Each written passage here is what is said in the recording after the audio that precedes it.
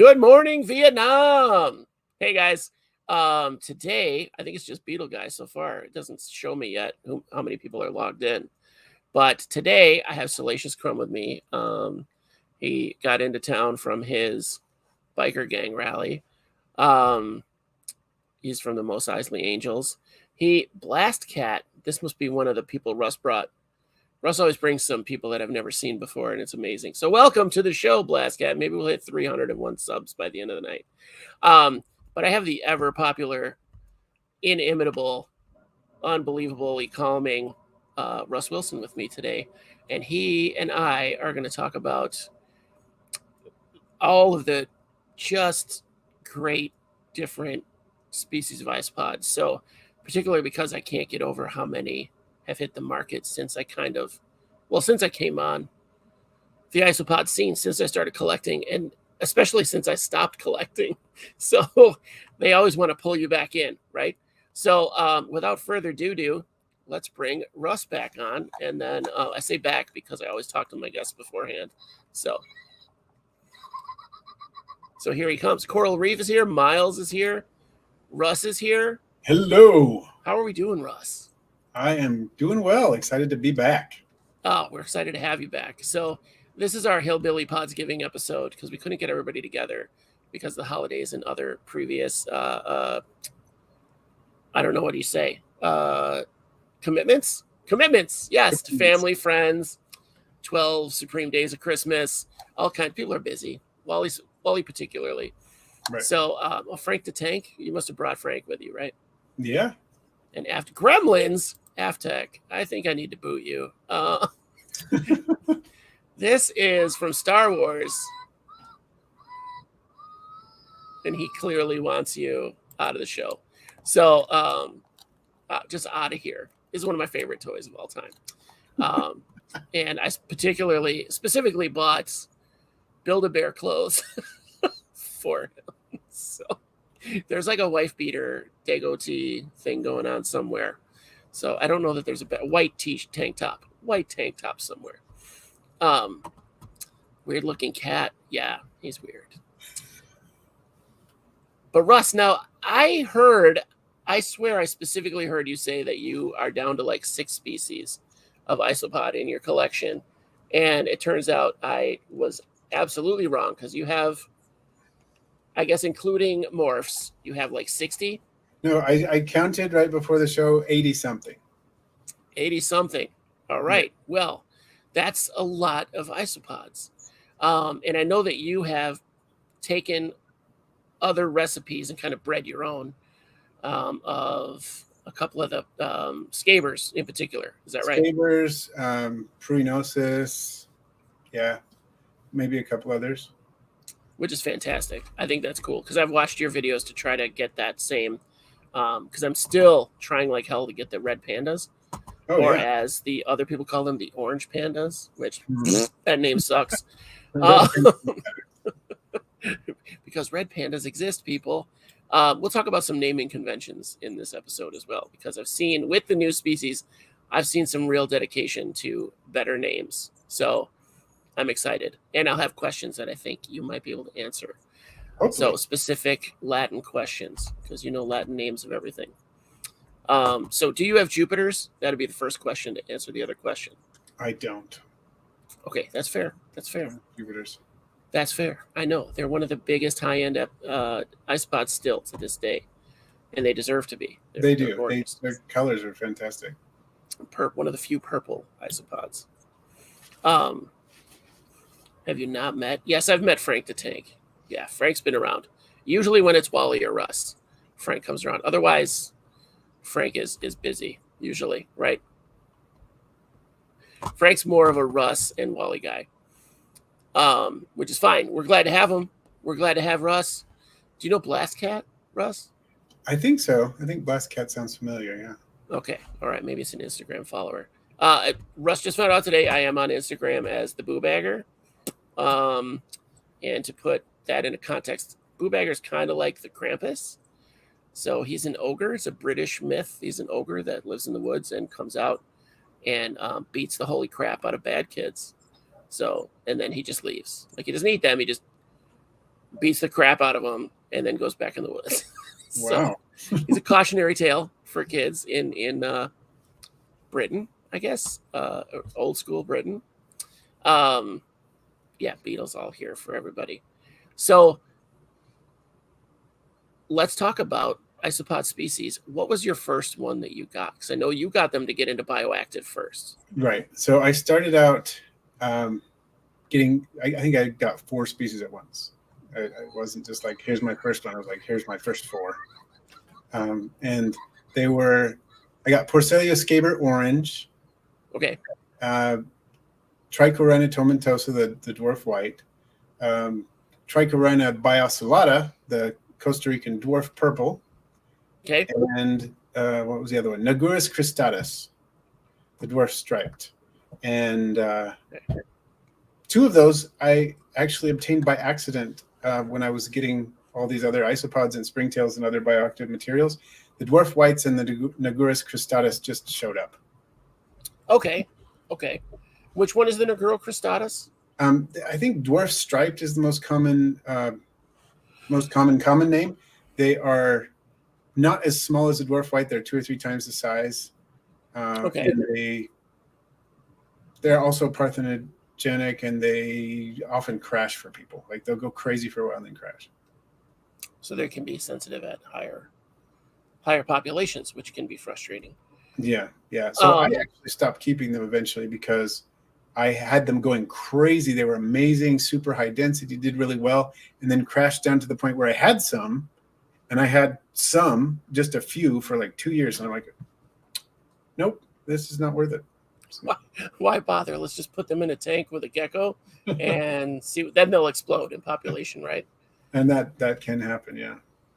There may be some in some of my bioactive setups to this day. I just haven't bothered to check, so that's likely enough. Yeah, because if you're not looking in a bioactive planted setup, that you'll never ever see them. They're more burrowers. Yeah. What are you know what is funny? As I had all these names in my head and now I can't remember them. So we have Brevicornis is the small. Oh, the They Hilaria are brevicornis? Armadillidium, but they burrow, right? The Brevicornis. Hilaria brevicornis is a big one, but yeah, it's a burrowing Okay. one that looks kind of like an armadillidium, but it's big. It's one of the bigger terrestrial pill bugs there are. But they're very fossorial. Which one am I thinking of? There's a small. Oh, I know the one you're thinking of. The name needs to come to me here. Somebody has to know. It's like a small. I've only seen 2. There's the basic ones, and then there's Dalmatian. Oh, are you talking about Venezuela parvus? Yes. Yeah, Venezuela parvus. There's the Dalmatian, the wild types, and then there's the kumquats. I have not seen the kumquats. Little orange ones. So see, there's another good name. It's like a small orange. Yeah, perfect. Yeah, I like that one. That's good. I think Smugbug came up with that. I think she isolated them as far as I know. Well, there you go. See, something else we owe her for. At least I did that strain of them. I think there have been orange Venezuela out there, but I think the strain that she isolated, she named kumquat. And that's always good. Oh, Chris H. Is that one of your guys too?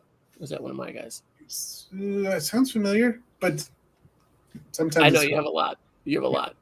So, and it's hard to watch all the people go through. So, yeah, Brevicornis is one that I always wanted, but I had to find it. I wanted to try to set up something where I might be able to see them. Oh, yeah, and that would be challenging. Yeah, without digging them up. So, and without knowing, I don't know anyone that has them, except for maybe the isopod chick. Mm-hmm. I know she's had them on her site, so I wanted to get more detailed measurements on them to see if I could figure something out. So, to do like ant farm style thing. That's what I had from my my parvis, my Dalmatian parvis, and they did really, really well until my cat knocked it over. And yeah, it was just layers of wood and soil, and the whole bottom was sphagnum moss. Mm-hmm. So for me, they seemed to like it very moist. So that was good. And then there was dried out areas on the top. So kind of a sandy soil is what I went with for them. So they could. Oh, Chris H is an IsoBuddies guy. All right. Cool. I got one. Welcome back, Chris H. It does get hard to find. Now that I'm up to 300 subs on a regular basis, we crossed into 301 territory. I always tell Russ that I'll get up to 300 and then 2 people will quit. Or I had 301 this week for 2 days, and then we're back to 300. So we'll get there. We'll get there. So we have Brevicornis, or the what is the Hilaria brevicornis? Hilaria? Hilaria, yep. Hilaria brevicornis. We've got the parvis. We've got. I'm trying to think if there's really not anything in those other. I've never heard of any more in that species, in with those subspecies. Or like, you mean like Venicilo, if there's other species in that genus? Yeah, is there just... There is. The only one that I'm aware of that people really do anything with is Venicilo arizonicus. So It's a native that you can collect in the deserts here in the Southwest. And some of them, there's a white phase that occurs in the wild. Okay. Which I found one of in my blue death veining beetle enclosure once. I'm not sure quite how it got there, but that's where it was. So I found one of the white phase, but there's also more of a just, isopod gray phase that is a little more common, I guess. So yeah, they show up, and they apparently do well in, not surprisingly, desert environments where it's fairly warm and fairly dry. They still, can dry out, but yeah. Unbelievable. See, folks, if you're looking for isopods, there you go. You got a Venicilo that is desert oriented. So for your bioactive on your desert species, I see that question come up all the time. Like, oh, what do I do bioactive for this, for my beardy or for my other desert lizard? And there you go. We've got another option. It's not just pruinosis, or which pruinosis just survive everywhere, right? Yeah. And people do giant canyons. People even do dairy cows in situations like that with bearded dragons. As long as they have a place they can hydrate, they seem to do fine. Really? Yeah. Yeah. They're actually fairly drought tolerant. They're just tolerant of everything. Another one. Yeah. Yeah. So they do okay. There is a Lavis strain that's out here in the desert. I know Oren has mentioned it in his book, and I have seen them too when I'm out in the desert. Okay. I'm out herping, and it's 109 degrees, and they appear to be Lavis, and they're under rocks, and the rocks are dry underneath. And you hear these isopods kicking around. They're just out of the sun. Yeah. And yeah, they're out of the sun, but it's hot, it's dry, and they seem to be doing absolutely fine. I've thought about collecting them and isolating, trying to see if I can get those in the hobby. I never have done it, but I've thought about it. That would be cool.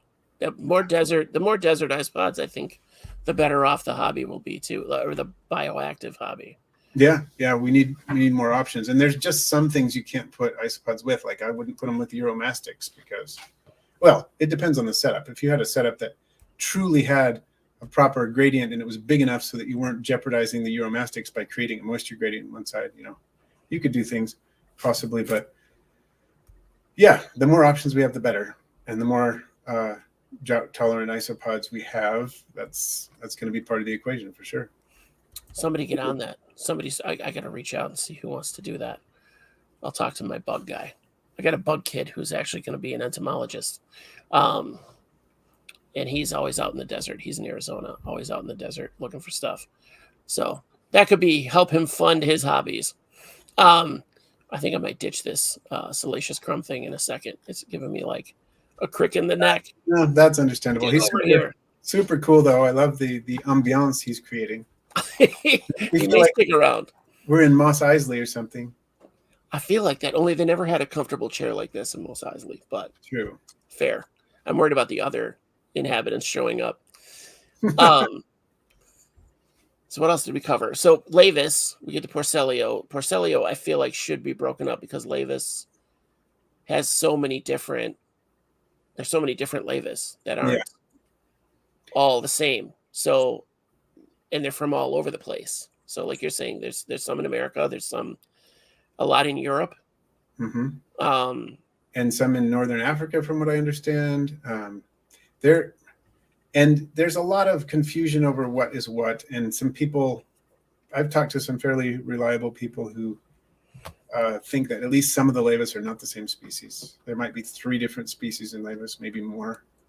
And that's something I kind of hope that isn't from one standpoint, it's nice that they're all considered Laevis because then they're freely available in the hobby. But from the taxonomic standpoint, there's probably some goofy stuff going on there. There's a lot of problems with the taxonomy right now, especially because there's not anyone really doing the work. So it's, I don't know, they need to get more people in that field, in that area, because there's so many coming out now that the hobby's way ahead of the science. Right. So, which is terrifying. All right, Blast Cat seems to know their stuff. So they think they're two separate species. That makes sense. It totally does. That if they're basically sympatric and they are different enough that they can be distinguished, then that makes sense. That makes sense. I would be interested in finding out more about that. I can't even tell the difference when they show I've found the diagrams on like iNaturalist and a couple other websites where they have the biology diagrams, and I can't tell the difference from like the underside of certain species. Oh yeah, like all the Porcelios. It's like, really? Are they different?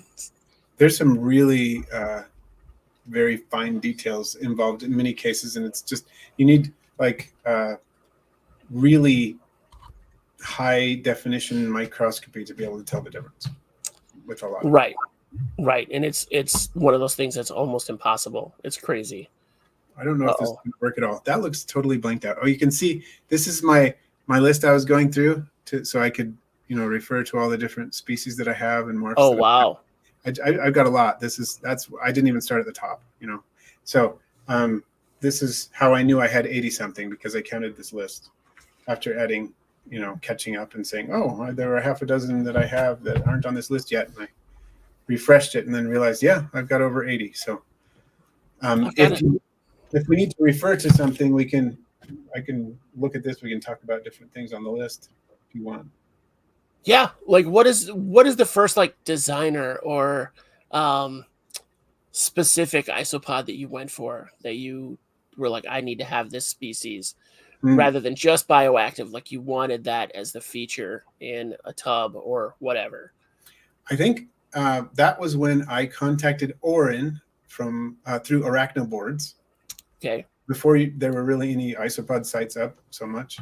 And there were a couple of sites that sold isopods, but there weren't isopod specific sites yet. But Oren was breeding them. Kyle Candillian was breeding them. Peter at Bugs in Cyberspace was breeding them. You had a few people who were doing it. And at the time I contacted Oren, and I contacted Peter from Bugs in Cyberspace at about the same time. But I think it was from Oren first. I bought zebras and peach nasatum. Oh wow! Okay, yeah, back when they were new. Yeah, when they were really new, and a couple more. I think I got giant canyons, which aren't really designer, but I got those at the same time, and some more Dalmatians to boost my numbers, because I had Dalmatians at that point, because I had gotten them from a frog buddy of mine who. I got Calico and Dalmatians and Powder Blues from him. I had already done that. But kind of just sort of, he said, hey, I've got these. Take them. So I wasn't actually actively seeking them out at the time. Okay. So when I started actively seeking them out, zebras, the peach pillbugs, I think those were the first two. Unbelievable. Apparently Blast Cat knows what they're talking about, or at least sounds like it. Wow. Yeah, it does like that. That makes sense. That's cool. I don't know where these areas are, these different populations, but separate clade makes sense. And that's part of the reason. I've had people tell me all sorts of reasons why they think you can't cross Porcelia laevis. And I think part of the problem with Porcelia laevis is that it's very likely to me that throughout the world, there are orange laevis that are laevis and orange laevis that aren't. And possibly... that may be true with some of the other color varieties too. There are probably gray laevis that are out there that are laevis and some that aren't, and so on. And that's part of the reason we're getting so confused. So this information from Blast Cat totally makes sense. Yeah, and they go on. I don't know. What's funny is I keep putting labels on people. I wanted to be like, oh, and then she says this. I don't know. Yeah, I don't have any idea. Yeah, we don't know much about the identity of Glass Cat, but this information is valuable. I like that. And even Porcellonides pruinosus is probably in the hobby, at least in some cases, from what I have heard, is made up of hybrids with Floria, Porcellonides floria, and pruinosus. At least some of the hobby population. That makes sense. I'm surprised we don't have a lot more hybridization, or we probably do. We just don't know about it. Yeah, and with some of the other things that's going on, there's species it doesn't work with, but yeah, it makes sense. This is cool, Blast Cat. I'd love to know where you're getting this information. I think it's great that you're sharing it, but I would be interested in following up on it. Yeah, like the more they say, the more I want to talk to them. Yeah. Wait, what? Contact me after the show. I'm at. Don't contact me on Facebook right now. I'm never on. I'm in Facebook jail again, you guys. I have 3 more days. I apologize. I called someone a donkey after they called me some very bad things and then reported me and then deleted their comments. So it was very personal. So yeah, I'm letting it go. Anger management is working. I wanted to talk specifically about scaber because I don't know what it is about scabers that they are the most mutagenic isopod out there. They have a jillion morphs. They do. I think that might be a real number. Yeah, Coral, I am always banned. I spend more time banned on Facebook than I do on Facebook now.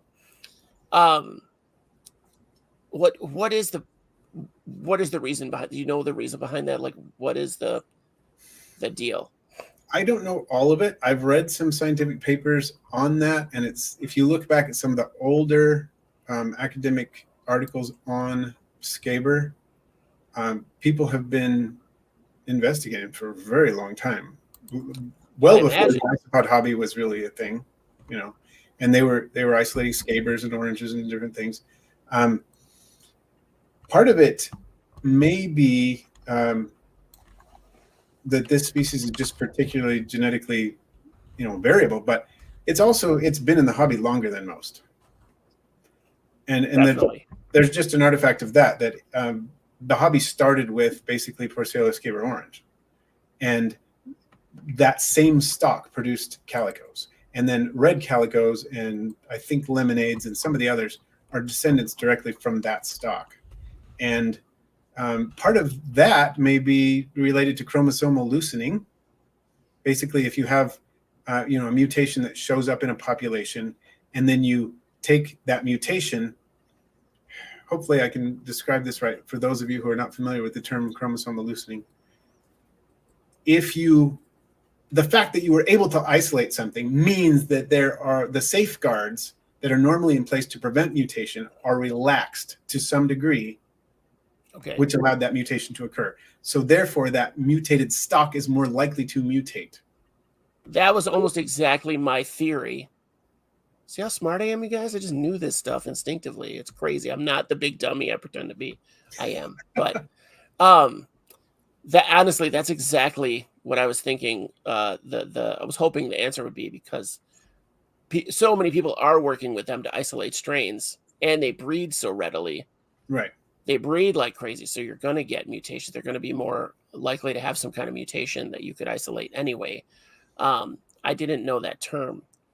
Chromosomal loosening. I like that. That seems kind of self-explanatory, like when we did the off-color episode and we learned about traumatic insemination.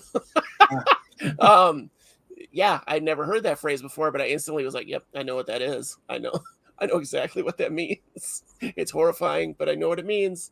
Yeah. Not good. Poor bed bugs. I like that. I like that theory a lot, that it's the chromosomal loosening just from them being mutated so many times.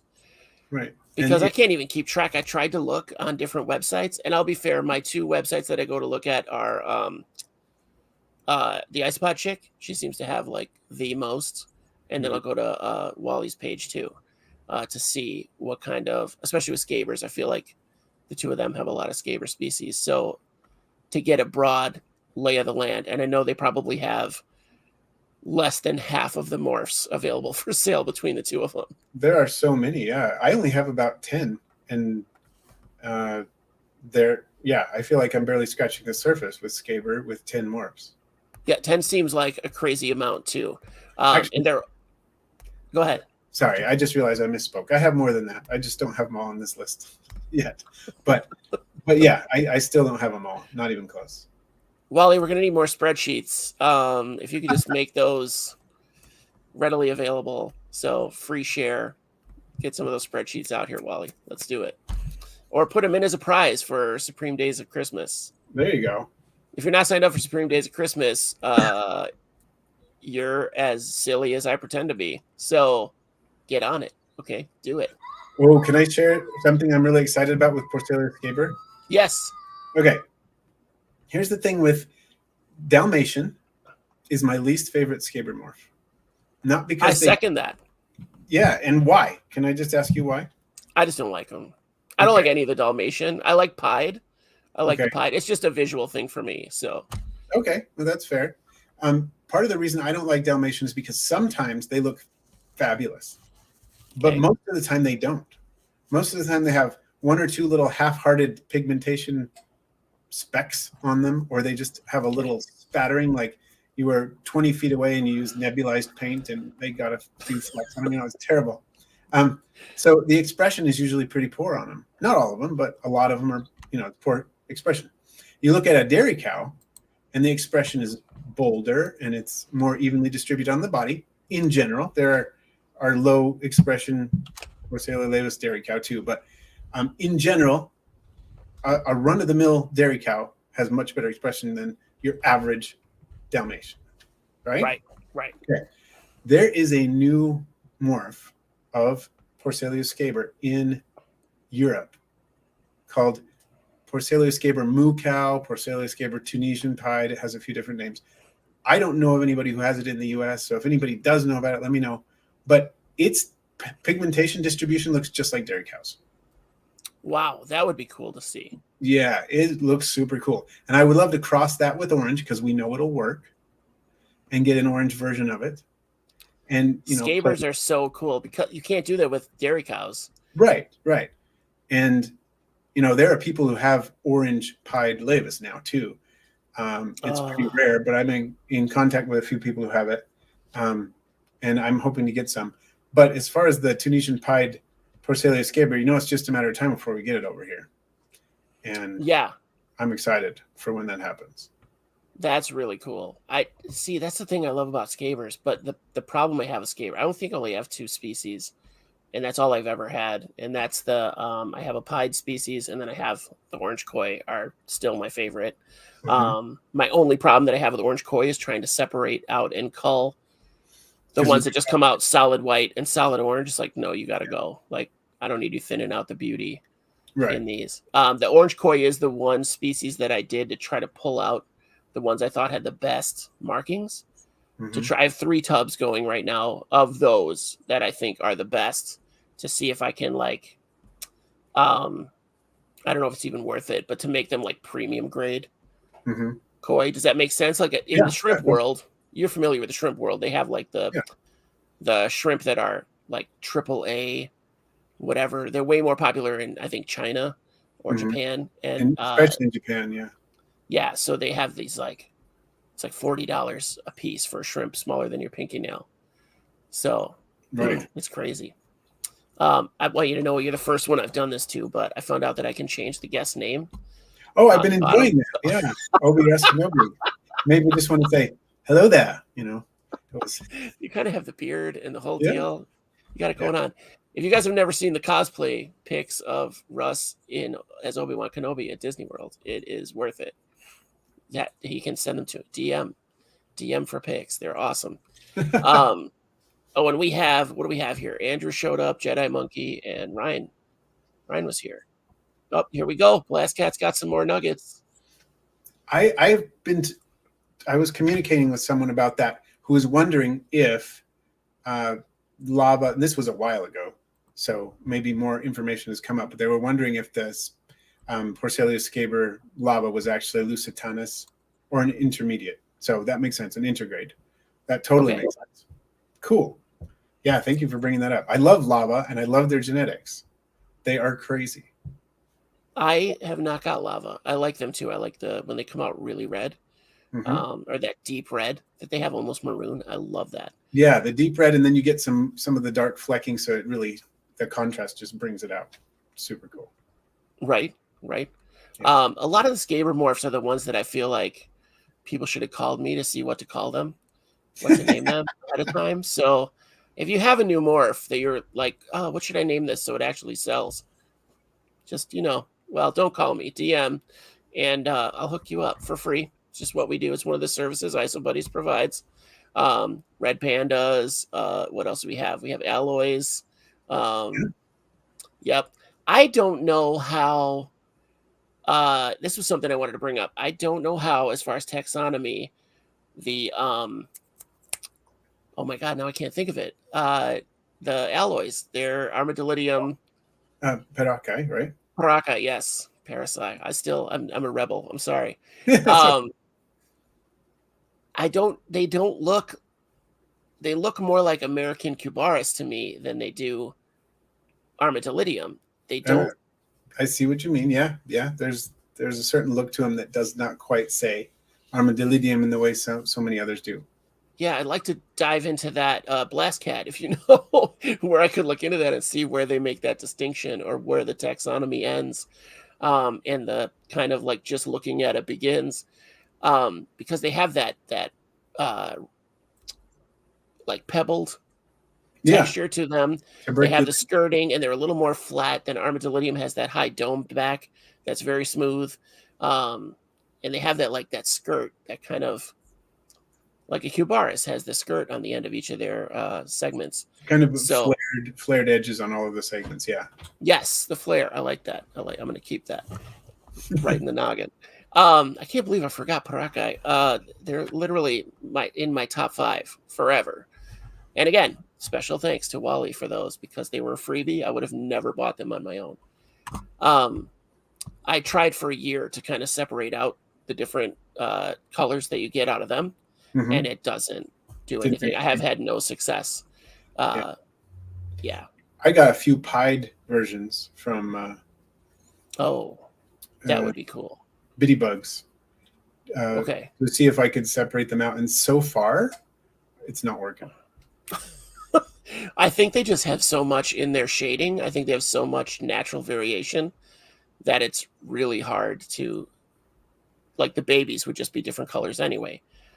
And so it's going to take a while. And there are sometimes piebald specimens can show up, and it's not genetic. It's a somatic mutation, or it's something else going on that causes that. But I think it's My Thai Exotics actually did isolate a strain that's true breeding of pied Parakai. They have talked about it. They have a pied clown that they had isolated as well. Cool. Clue guy. Cool. Yeah, all of the Armadillidium look like Armadillidium except for Parakai. Like, I don't understand. I mean, you have to get in there and look at them, but I don't understand the taxonomy. Like, what qualifies them as Armadillidium? And there's because then you have. Oh, go ahead. Oh, I was just going to say there's a couple of others that look kind of like that, like the sandstone Armadillidium species. Is it Omblai or something like that? That looks kind of a lot like Parakai.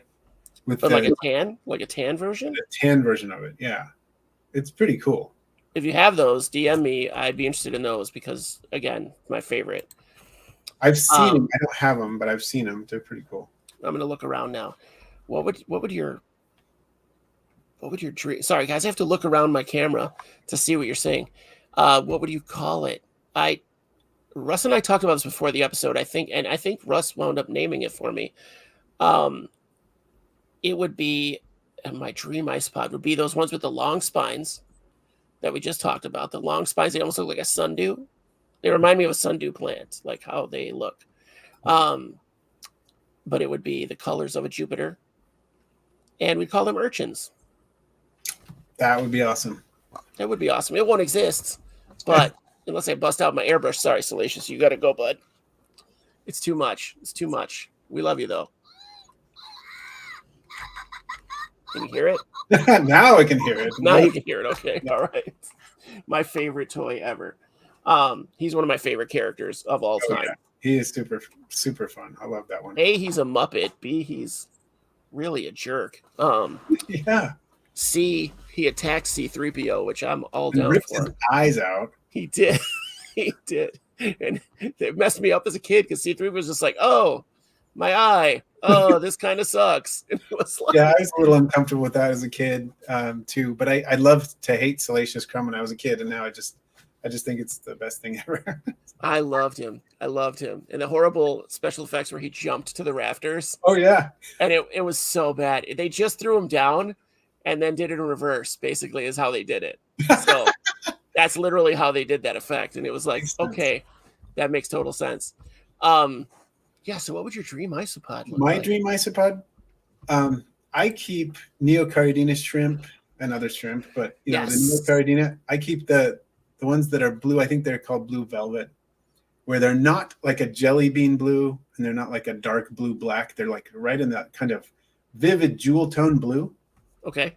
I love that color. It's like my favorite color in the world. At least it's in the spectrum. Blue is my favorite color, and that's one of the shades of blue that's my favorite. I would like an isopod in that shade with the same kind of translucence that the shrimp have. Ooh. And I would like them to be about 3 inches long. 3 inches long? Yeah. And they would reproduce a little bit more slowly than most isopods, and they would exhibit advanced parental care like Hemilepistes rameri or something like that. We have some isopods with really advanced parental care. They would do that. Hoffman-Segai? Like more advanced than Hoffman-Segai? More advanced than Hoffman-Segai, yeah. Wow. Like where they go out and forage for the babies, bring food back to them, this kind of stuff. What? So I would love them to be like that and maybe produce like 2 small broods a year so that you're not overrun with them because they're big, like big as some of these huge roaches, like cave roaches or something, or rhinoceros roaches or something. So they're big and you could handle them comfortably. They'd be fairly slow moving. And they'd be this beautiful semi-translucent jewel tone blue, medium blue. I've been dreaming about this for a while. That's my made-to-order isopod. This is definitely something you've been thinking about. I was like, this is going deep. I said, I just want spikes with these colors and blah. 3 inches long would be so cool, though. Yeah. And like breeding on a slow schedule, kind of like Destroy or a few of the other ones that are bigger. And maybe a smaller brood size, so they're producing like 10 at a time, maybe twice a year kind of thing. That'd be cool. They don't just like overrun the world like dairy cows. Can you imagine dairy cows at 3 inches long? They'd eat us. Well, there's that video that circulated about a year ago it's in Australia, I guess. Mm-hmm. And it's just millions of isopods, just a carpet of them across this like scrub area. And the person filming it is right in the middle, and you can't even see the ground. I don't know what they're running from. Somebody said there was like a flash flood coming. Mm-hmm. And they were just hauling across, but you couldn't see the ground underneath them. And they look like they look like a dairy cow, like a Porcellio. Although these are probably venomous and devour people. Because they're from Australia. Yes. I just saw a thing about a plant from Australia that has spines, and if it gets on you, the pain can last for years. Oh. And they said the pain is horrifying. Somebody mistakenly, well, I won't get into it. It was bad. And his answer to it was bad too. See, look, Blast Cat's got the info. Taxonomy is extremely complicated. It's the lobes of their cephalothorax. Okay. All right. Thanks, Blast Cat. We need to know where you're getting your information so we can get it too. Unless it's just from your studies. In that case, I really want to talk to you. Like really, like see where Russ is sitting. That could be you, Blast Cat. That could be you. Not as not as close of friends yet, but we'll see. The video wasn't saying. Yeah, Ryan saw it. Okay. Lygia-sized terrestrial isopods would be awesome. What's a Lygia? Lygia are some semi-aquatic, usually brackish water isopods. I've seen some of them. They have a few species that are native in the U.S. and some that are introduced. Like down in Florida, I've seen the Lygia exotica, I think it was, or something like that. Anyway, they're large. They're about the same size, more or less, of Hoffman-Segai, but with longer uropods. Okay. They move lightning fast. They can move underwater and on land with equal ease. and Wow. their eyes are a lot more complicated. They have more ommatidia in their eyes, like more Okay. lenses basically in their eyes, and their eyes are bigger in relation to their body size, and they're extremely aware of you. Like you can be 10 feet away and you start approaching and they're like, "Oh, what's going on?" And they start running around on the pier. That's where I found them. They were on this dock, and they were on the columns of the dock, and they were just trying to avoid me and darting around super fast, darting down under the water, and you could see them running down under the water, down on the pillar. And I Oh my was able to gosh. capture a couple of them just to look at them for a minute, and then I released them. But yeah, it was a totally different experience from other isopods. Nothing like other isopods. That's how I can tell that we're adult collectors and interested in these things, because we catch and release. When I was a kid, I was like, I got to definitely have a shoebox or a jar for this to die slowly in. I definitely can do that for them, or quickly. It depends. Um, I feel so bad for all the animals that I straight up murdered back in the day. Oh, toads eat grass, right? They eat stuff on the grass. Yeah. Um, if not, they'll learn. Someone's selling F2 Ligia right now. Yeah, Ligia. I know that some people have bred them. Not all species. Like there's a huge species that's in northeastern U.S., like in Maine and places like that. They're huge. They look like they're 2 to 3 inches long, 2.5 inches long, something like that. So they're gigantic. But apparently they don't do terribly well in captivity. I imagine a lot of those don't. Cheyenne Houghton, Boots from Pod Solo, he went on a vacation to, I think it was the East Coast, and he went into a cave when the tide was low Mm-hmm. and caught a bunch. And he was like, the tide was coming up and he didn't want to go, but he finally was like, I could die. So I have to get out of here. And he was doing them he has a saltwater tank. And so he set up a system where they had rock like Dragonstone, basically, Mm-hmm. or live rock, and the water was coming down into a refugium and then get pumped back. So they were on this rock that was getting the water from the tanks. They're getting the nutrients, the waste nutrients from the tank. And Yeah. then, he said they just slowly died. Nothing happened with them. Mm. But I mean, that sounds like the best possible setup you could have for them. Yeah. We're way off the rails into oceanic stuff here. We're still talking about isopods, so hey. We are still talking about isopods. Next week we'll talk about shrimp. I mean, not you and me, but me and this other guy, Dustin. So where were we? Scabers and their crazy morphogenetic X-Men style genome. Yeah. Which is amazing to me. We have, what am I missing? Armadillidium. We talked a little bit about that with Paracai and so on. Yeah. I think Armadillidium are probably most people's like intro isopod, because you can just get them from your backyard. Right. If you can find an isopod and it's only one, that's probably it. There are some places where it's not, but yeah. It's almost everywhere in the world now. So they're the only species I've found in my neighborhood. I've gotten permission to look in neighbors' yards at night to see if I can find more. And they definitely, I have a reputation. All I can really find is Armadillidium. I haven't found anything else that wasn't, I didn't look at like a micro level to see if there was like dwarf white size things or anything there. But there are areas near me where I found other isopods. I don't remember their species, but I know the common name that I've heard is brickhouse. Oh, yeah. I think that's Spinocornis, isn't it? The brickwork isopod? Maybe. It's a Spinocornis? I think so. Okay. Well, that's kind of cool. Those are a lot of the ones that are coming up with the spines on them. Or are those the pseudo Cubaris or what? We're getting into the species I don't know yet. What is the new? Somebody mentioned to me a new like pseudo Cubaris or pseudo Dilidium. Pseudo Armadillidium, maybe. Maybe. I don't know. There's a lot out there. There's pseudo Laureola, which is a really spiny one. Okay. Bright yellow spiny one that eats fern spores from the island of St. Helena. Okay. Oh, that's the one that's super endangered now, right? Yeah. That's pseudo Laureola atlantica is the name of that one. Okay. And then there's some other spiny ones that are Laureola is the genus name. Okay. That are in the hobby too. I don't think pseudo Laureola is in the hobby because it's too endangered, but there are so many. One we haven't talked about yet is Silisticus. It's because I haven't heard of them. So this is the first thing I've ever heard of Silisticus. So Oh, okay. go. You were mentioning the isopods that you found in your yard. You can find Armadillidium vulgare in your yard. Absolutely. I have found 2 species in my yard, this current place where I live now. Armadillidium vulgare, I can find loads of them. But also Silisticus convexus I found once. Just once. I collected about a dozen of them. And now I have their descendants. It's been 6-7 years since then. And I've produced hundreds of them. And they're actually an awesome isopod. There aren't very many morphs of them. The wild types have a gray body with orange uropods, which is cool. That is cool. Typically orange uropods.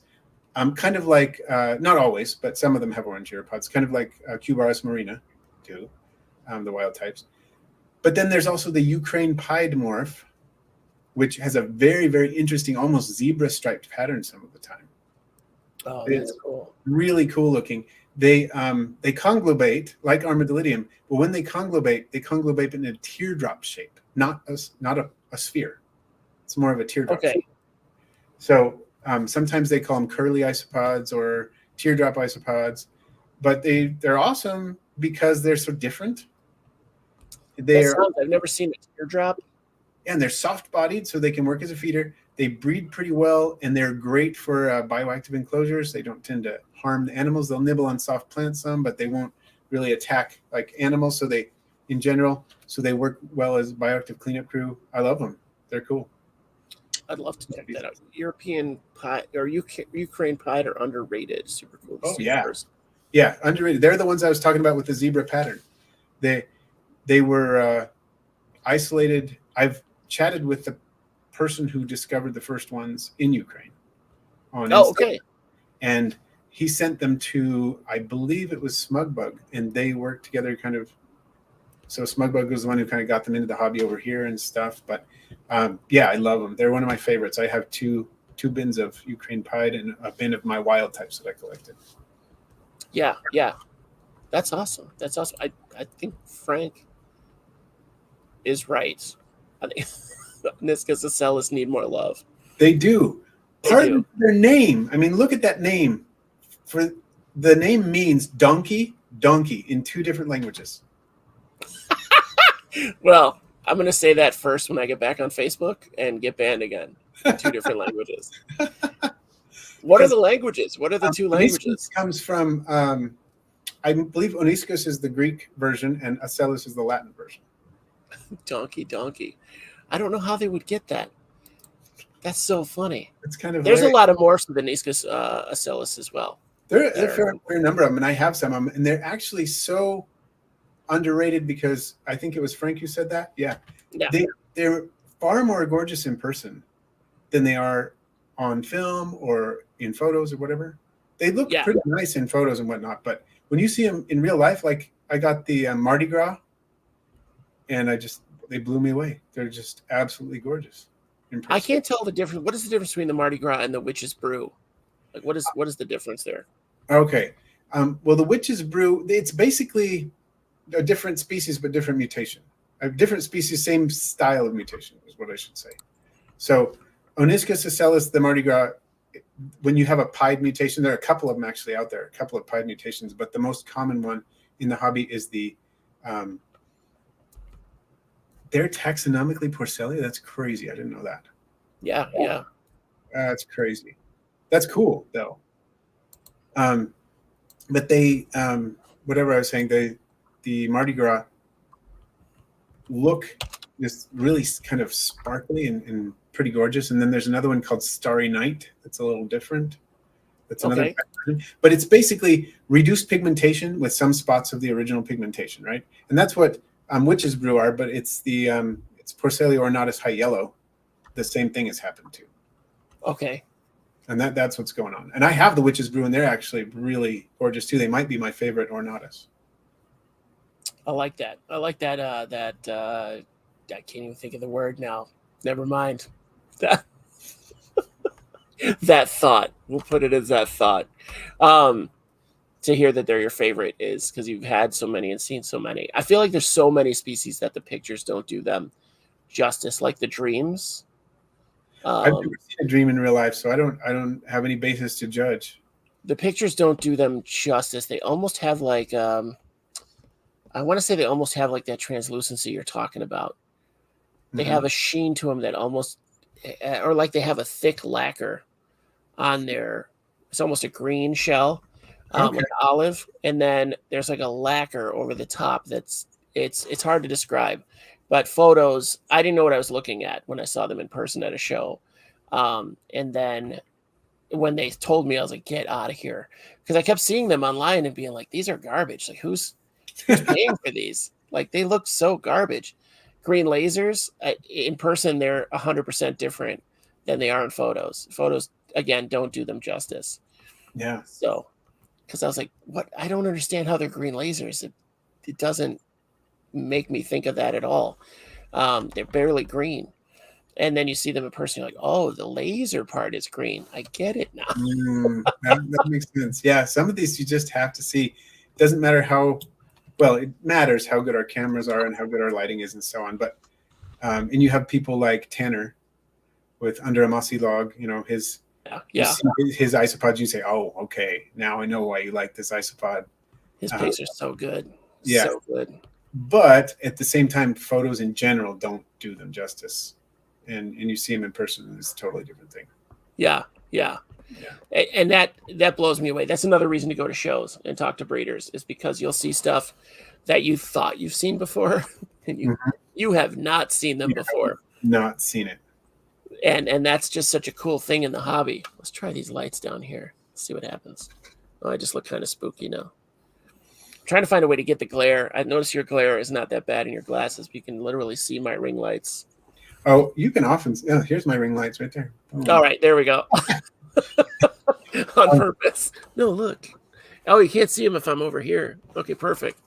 Um, yeah, I didn't even get to the Acelio, the donkeys.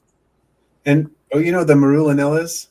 Yeah, I only have two species. I have the Vietnams, which are cool, yep. super fast, stay underground all the time, except when they're eating. But their colors look really cool. They Um, were the first Murinella kind of in the hobby, weren't they? one of the first, I think maybe the yellow panda might have been first. I'm not sure. Yellow panda was really early too, but Marulinella species tricolor. I just got those, and they're another isopod that you see and you think, oh, those are cool, but then you see it in real life, mind blowing. Yeah. That just, I couldn't believe it. It was so fantastic. They're so vivid and they're out and about doing their thing. They are not secretive. Love That's it. what I like about from what I hear, all the Murinellas are like that. They're just very bold and just out there. Yeah, So, and I'm assuming it's with the aposematic coloration. They feel like they can be out and about because nothing's going to bother them, like velvet ants, you know. they don't. Well, velvet ants will teach you a lesson if you try to. Right, and I'm assuming that they are mimicking something in their environment that the creatures want to leave alone, so that they are benefiting from that. It's got to be. I wonder if they Batesian don't. mimics of something. They don't have any recorded toxin or anything, do they? Not that I'm aware of. Their Nagurus cristatus has a sticky secretion that it will release when it is attacked or irritated, but it's sticky. It's not toxic per Okay. se, but it is a defensive secretion. There may be a couple of others that do that. I'm not sure, but at least Nagurus cristatus does it. But I'm not aware of any that have, like a toxin, a repugnatorial fluid that's actually got toxins in it. Yeah, or something like a centipede, a millipede would have. Yeah, I don't think there are any, but there are plenty we know of that do appear to have aposematic coloration because they're Batesian mimics, like zebras, like gestroi. Right. They're mimicking the glomeris millipedes that live in the same area. Which is wild. Well, then I should be very excited to have Gestroi because I want pillipedes, but yeah, haven't gotten them, but kind of do. I kind of do have them. You've got the best of both worlds because they're easy to keep and they're also brilliantly colored. I think gestroi are probably one of the most underrated isopods ever. They're 100% underrated. People don't think about it. It's another one that you get it in person. I don't think pictures do it justice because you get it in person. I loved the pictures and I had to have them. And it's one of the few that I paid like premium for. I didn't try to work a deal or anything, or somebody gave them to me. And worth every penny. And I went to check on my colony the other day because I was like, oh no, because I think my duckies crashed. Mm.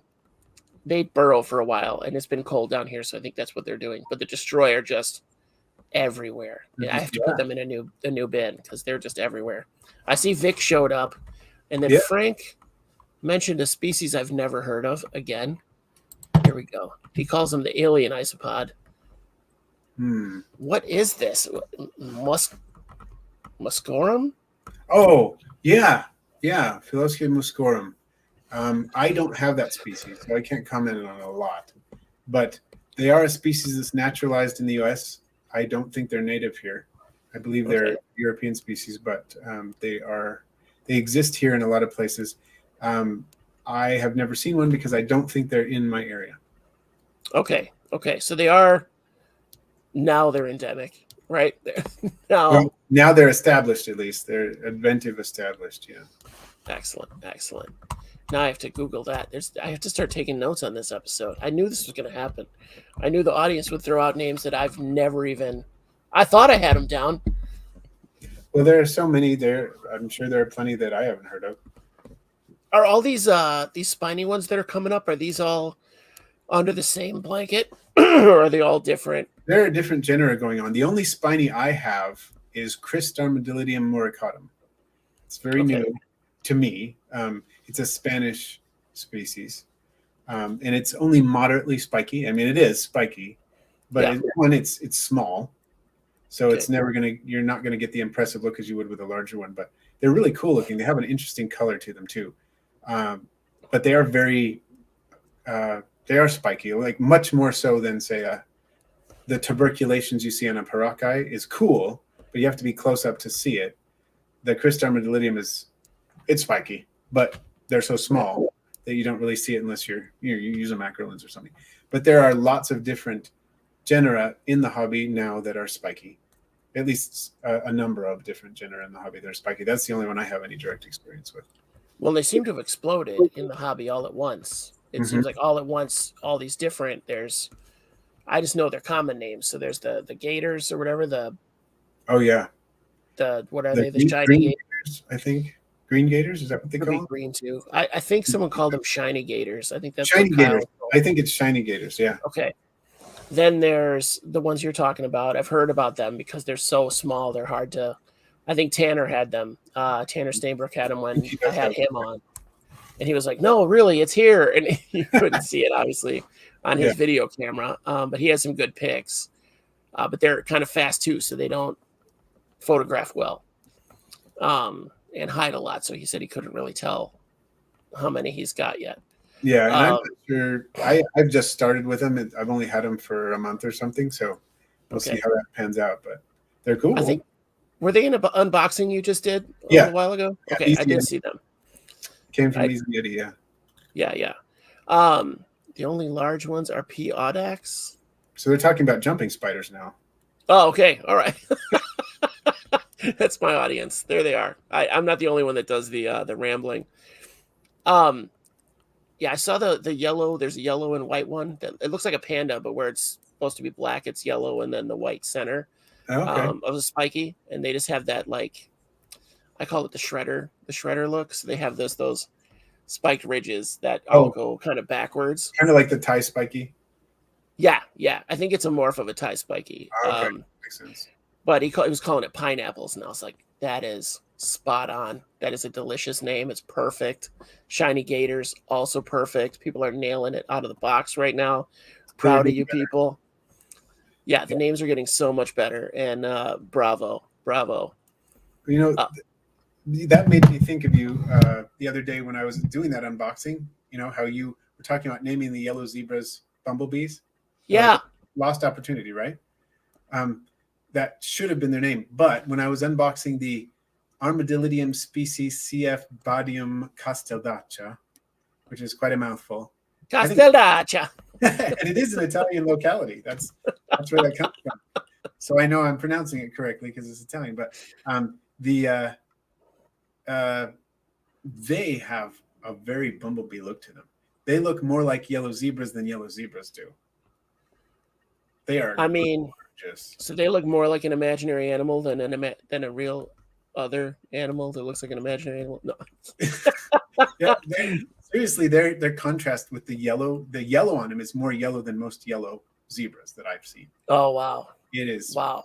really gorgeous, and it's kind of metallic too, a little bit like a Punta Cana, but more yellow, and the stripes are more defined. So it's really a bumblebee. If I could rename that isopod, that's what I would call it. You call that one the bumblebee. All right. Yeah. Because All I right. think you're right that it was a lost opportunity. But if I were going to look at these two and say which one's the bumblebee, I'd say this one, the Casteldacha. I feel like bumblebee would sell more isopods than yellow zebra. Oh yeah, totally. Just call them unicorn donkeys or so. I don't know. I just want donkey in every name of isopods now. You're right though. The name has a lot to do with it, and that's why rubber duckies took off as much as they did. Rubber duckies took off, like and you don't headed isopods or something. Never would have taken off like that. Or what does Luke call them? Poocorns? Yeah. He called them that, and I can't stop thinking about it. Every time I look at them, like, that's a way better name, like, descriptively. Unless you see them under the macro lens and you see that orange bill. Yeah.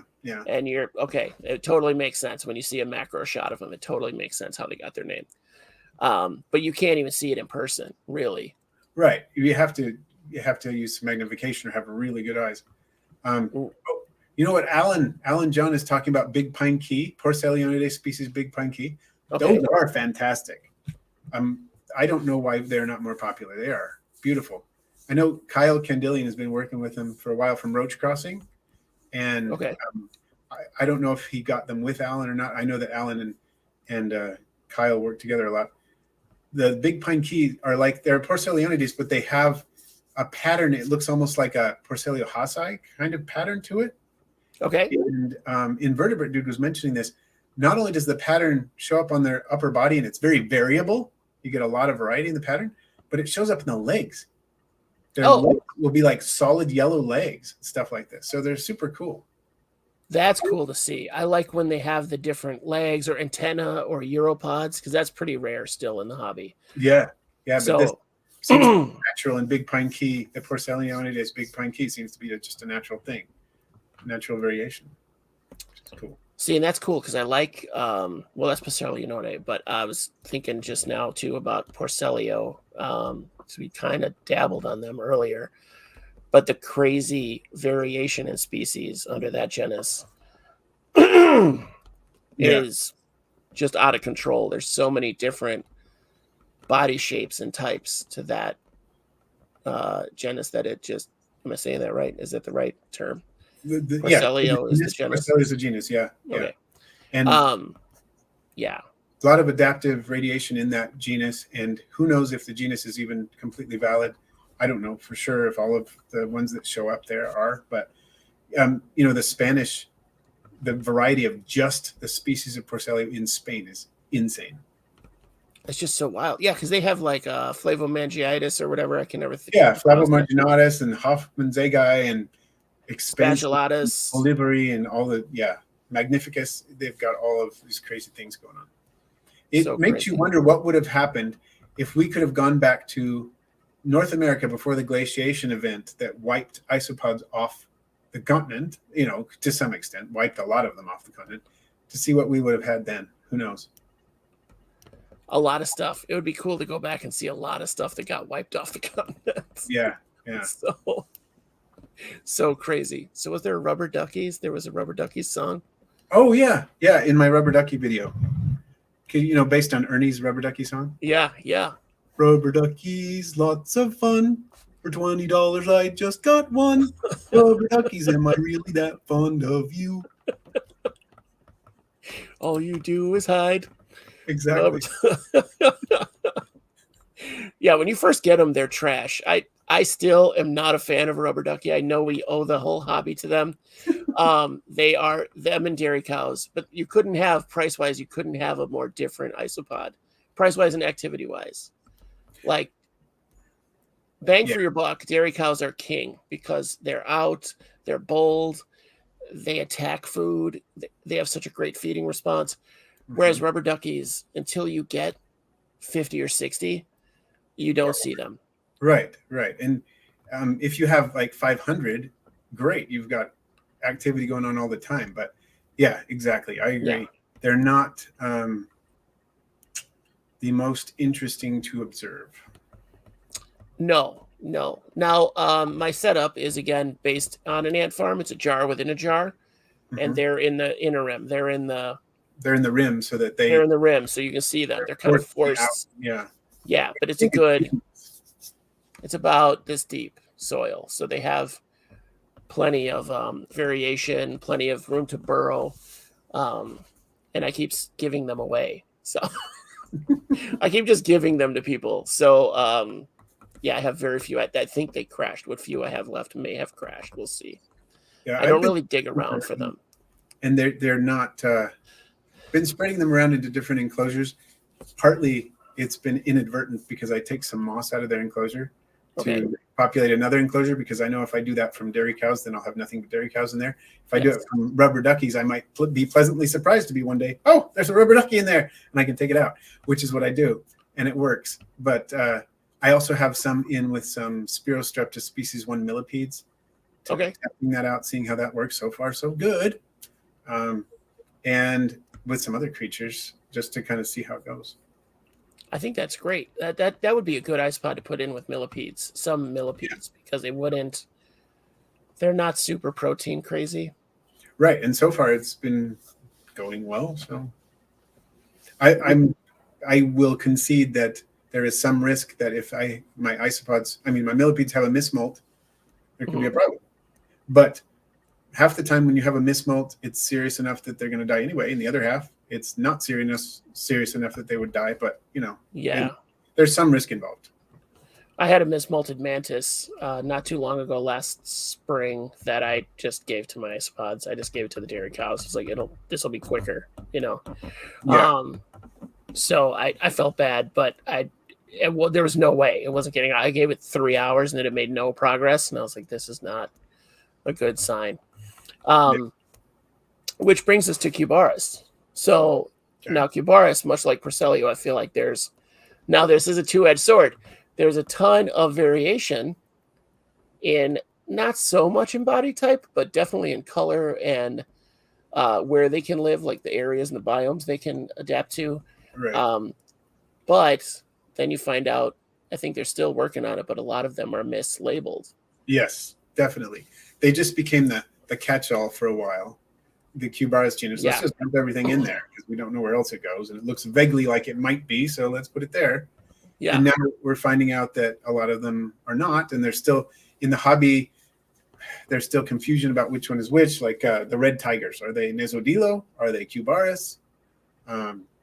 So we don't really know about some of them, and we might not know for a while about some of them. But at least we know that it's not a monophyletic genus right now. We know that it's not, and at least we can concede that.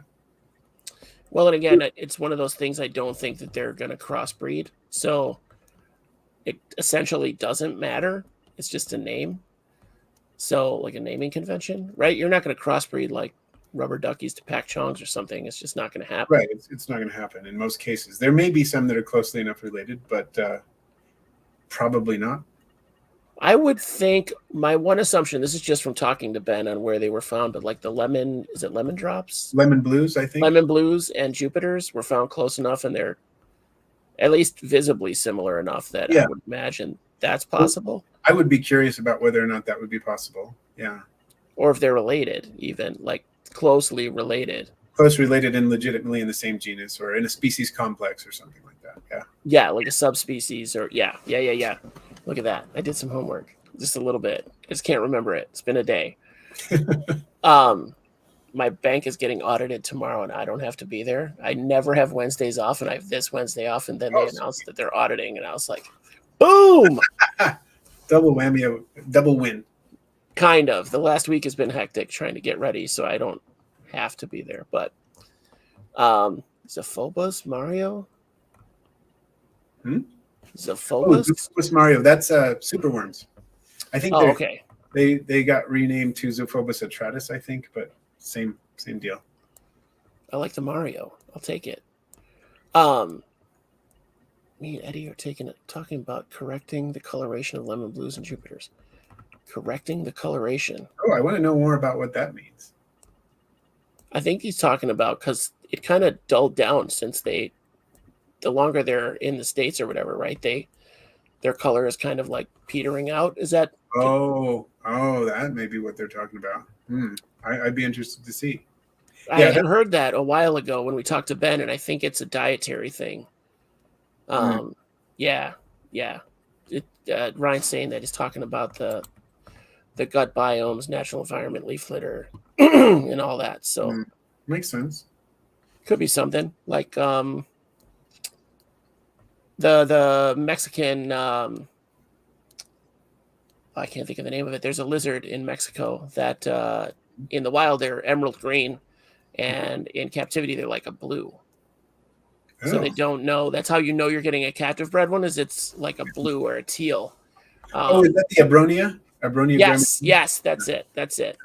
I was looking into getting those to try to breed them because they're so cool. They are cool. We have some of those in the aquarium down the street from me. They are awesome. They got a big communal paludarium. It's huge. Okay. I don't even know how many gallons it is. Probably 800 gallons. I don't know. It's not all water, but it's a huge paludarium with these Abronia, Graminea crawling around up in the top, being arboreal as they are. And then in the bottom, the paludarium, they've got an assortment of small turtles, and they've got peacock gudgeons in there. So all kinds of fun stuff going on. It's a pretty cool setup. I love those. Come to Utah, we need to go check that out. It's just a few minutes from my house. It's a cool place. I have a whole list of things I need to check out in Utah. Like I started to check out the like the why you go to Utah kind of thing. Yeah. Or Salt Lake City. And it was like, oh my gosh, I could spend a month there and not do it all. There's some pretty cool stuff here. And I wish we could go down to southern Utah, the corner of Utah that's in the Mojave Desert, because it is like a totally different place. Oh, that would be cool. Just to go out and check things out. It just takes 6 hours to get there from my house. Oh no, hard pass after a flight. I do have my real ID ready to go though, so when it's time, I'm ready. Even though they extended it again, so I went through all the hassle for nothing. Where were we at? We got to Cubaris. We got to the coloration of the Cubaris, and maybe dietarily, like with a lot of species, you can improve coloration just with some things like astaxanthins or carotenoids. I don't know if it's that simple with the isopods, but it'd be worth looking at, because a lot of times the colors that people think of carotenoids being just red, orange, yellow, but a lot of times those carotenoids or astaxanthins or things like that are precursors to the other pigments. So the animal can take those and produce some of these other pigments and see things. And colors like blue are generally not pigments, but they're generally, how the light is refracted, but that's something different. I don't want to go too off the rails. So much science. People are trying with, there you go. Carotenoids. That's what Ryan's saying they're trying to do. Yeah, and so we'll see what happens with that. That'd be interesting. I will say I think Cubaris have some of the most beautiful and visually stunning isopods. Like, what's that? Which genus did you say? Cubaris. I think Cubaris and whatever else is lumped into Cubaris. Like the Nesubilo, yeah. They don't have the vibrancy of a lot of the Murinellas. Right. But I think the sheer, like the markings are so crazy. Like, I know they're very basic now, but the Pak Chongs are one of my all-time favorites. Well, those faces are amazing. Yeah, the kind of gray-brown body, and then the white skirt, and the two little orange dots on the rump, and their little white face is just it's too much. It's too much. It's true, and I really like the ones we were talking about, but even pandas. I mean, that's a really cool pattern that they have. Yeah, I mean that's essentially pied, but it's very rigid. Right, and I've noticed some in my colony now that are getting funky. Oh yeah, it's kind of like the clownfish. When they Okay. originally came into the marine hobby, they all looked like wild clownfish, and now you get all these weird patterns, and they have even morphs. Like they have like the all black clownfish, all white clownfish, and some crazy stuff going on in different aberrant patterns. Some of my pandas are doing that too. They're looking really weird. I haven't seen any weird. The only weird ones I've seen are like they lose the white in the middle. They're like a uniform gray. I've seen black pandas on. I've seen those too. Yeah, But yeah. it's The like black it's an one. all black isopod. Like I don't. A reverse one would be cool.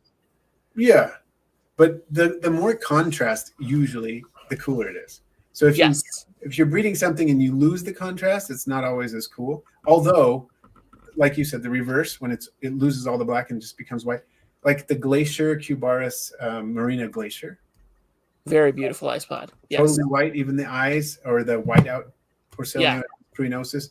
I have a couple of different species that are whiteout, and I tend to like those just because they're so striking. Like total white, eyes are white. Those are pretty cool. So I think there's something to be said for that as well. And with Gestroy, the Gestroy zingers, where the yellow disappears and it's just the background color with white, the white markings instead of yellow. When I first heard of it, I thought, but then you're taking away the yellow, which is awesome. And the yellow is awesome. I love the yellow. The wild type is fantastic. You can't really improve upon it. But the zingers are just as cool because they've lost all of it. They're just like you took a black and white photo of it. Zinger's a good name. And I love them. They're really cool too. I don't know which one is best because they're both absolutely gorgeous. I think I wouldn't care. You could put any color dots on it, Destroy, and I'd be down. Like they're just such a cool isopod. Easily one of my favorites. I just like the big ones. I think I like the ones that are massive because they are the massive Armadillidium. Oh yeah, they get chunky. Yeah, I've got some in my colony right now that are. I always get like, oh, that one's huge, and then in my brain it goes, he's about to die. Yeah. So, there is to be said for that. Once they get to a certain size, they're not too far off. Like my Hoffs. When my Hoffs get huge, then it's like, Yeah. But orange is probably my favorite. If they had a Destroy with orange spots, I'd lose my mind. That would be something. If they had a jewel tone blue Destroy with white spots, I'd be all over that too. You are into blue, but that would be cool. Yeah. There aren't too many blue isopods. What do we have? Like blue pigeons and most of those are not really blue, vivid blue. Right. They're like a slate kind of almost. Yeah, kind of slate. And they're cool. I mean, I love my Porcellia Hoffman's Egg Eye Black, and certain lights have that kind of slate bluey look to them, and they're cool. I really like them a lot. But it's not the same as like a vivid blue like the shrimp. The only thing you get with that is when you have a ridovirus, and then that's not good. Dead isopods coming. So that's not good. No. Yeah, I had vivid red milkbacks, and that's because they had that bacteria. They had the Serratia bacteria. Yeah, it was bad news. I lost most of a colony. I separated what I could and then kept picking out the ones that were alive because they kept dying off. And I recovered. I had them recover from it. Oh, that's good. The final survivors. So, I was pretty happy with it. Yeah, that Serratia stuff was nasty when it gets in isopods, roaches, whatever it is. It's not good. Frank, there is a pineapple isopod that is very aptly named. I don't know if you had gotten or were in the chat when we were talking about it, but they're bumpy and yellow with a white middle. Tanner Steinberg's got them right now. I don't know that he's got enough to sell, but yeah, the spiky ones are the ones that have me just captivated right now. Mm-hmm. And my all-time holy grail is the cappuccino. Yes, those are pretty fantastic. And they are one looks better in person. When I first saw them, I was like, oh, those are cool. And I saw them in person. Yeah, those there's just that striking cross. Like very few isopods or even invertebrates really have that kind of a striking uniform pattern. Right. Like that. And it's really cool. The brown on it that I guess it gets its name from is really a pretty color, and it's not usual to see that color on isopods either. And it's got the good contrasting colors along with it. So really warm. Are we missing anybody? As far as I know, I'm missing some. Spinicornis we talked about, which I thought were the spiny ones. But Okay. clearly they're not. They're the ones that I thought were like local Porcelios, basically. There may be another Spinicornis, excuse me, as a species Bless name you. that applies to another isopod. Thank you. But as far as in the Porcelio genus, there is Porcelio spinicornis. So there could be others with that species designation in a different genus, possibly. Nesodilo we haven't really talked about. A little That's because bit. I don't know much about Nesodilo. Like, who's in that group? Are there any? Some of the former Cubaris are showing up in that genus. Okay. And it may be, that may be a misclassification too. Like someone was saying earlier that the Marulinellas, like tricolor, may not be actually Marulinellas either. People are naming something and then later on they name it again and whatever and try to figure out what the actual precedence was and if something's been described and it's just a mess, of course. Taxonomy is a mess. But currently, Nesodilo, I know the only one that I have, well, debatably, the red tigers, Cubaris red tigers, are now in Nesodilo. Okay. Who you talk to. And they're really fantastic, very unique, very different from most other Cubaris in my experience. And the red is really a red. I want to see the red tigers. I've seen the white tigers and I really like them, but that sounds cool. And they're very variable. The pattern is variable, very tiger-like, but variable. And this is weird, and I'm not sure why this is or what's going on, but some of them look pretty matte and some of them look pretty shiny. Okay. Which is interesting. I'm not sure what's going on there. But I also have Nesodilo archangeli, which is probably wrong, like I said. Probably a misidentification, but Shiro Utsuri is the morph that I have. So they're like the dairy cow version of a Nesodilo. Okay. So they have the white body with the flecks of dark on them. But for a Nesodilo, formerly Cubaris, they're tend to be very fast moving and they're fast breeding too. They're like the dairy cows of the Nesodilo world. And that's cool. And I've got a young colony of them, but they're breeding and they're doing their thing and it's fun to watch them. Kind of like pandas. Pandas are a fast breeder for Cubaris. Absolutely. And, if you're selling pandas and you're getting bank for them, God bless you, because that is just a cash machine because they just keep spitting out babies. Yeah. I feel like you could sell twice a year, sell your whole colony down to 10. And by that 6-month period, you'd have another $1 million colony right there. Yeah. Whenever I look in the colony, there are babies of every size, it seems like. Yeah. I just did mine today, and my daughter came down to help me for the first time. And she was going through I let her just kind of go through the panda bin, and she was going through with a plastic spoon, real gentle. She's like, "Daddy, these are so cool." And I was like, "Yeah, they're called pandas." I thought so. She's so smart. I told her about the dairy cows. I showed her the dairy cows, and she's like, "Why are they called that?" I was like, "Because we drink their milk." She was like, "What?" Like, I think she's lactose intolerant now. By choice. She just decided, like, nope, that's enough for me, Daddy. The Nesodilo thing, again, we need people on it, but there's so many species that are coming out so quickly that it's got to be just a feat right now to try to get those all classified. Right. And getting them classified in a way, I don't know. It's a mess. There's various directions we could go with that, but it's a mess right now. And the nice thing is that I think there are enough hobbyists who know a lot about them. It sounds like Blastcat was saying that, I don't know, Blastcat said something like, I am working on describing some of the spiny species right now. So you could just totally if you can get Blastcat on, you could just talk about that. I'm going to try. I put my email up. Anybody who wants to email me, it's in the chat. Like, go right ahead. Just let me know who you are.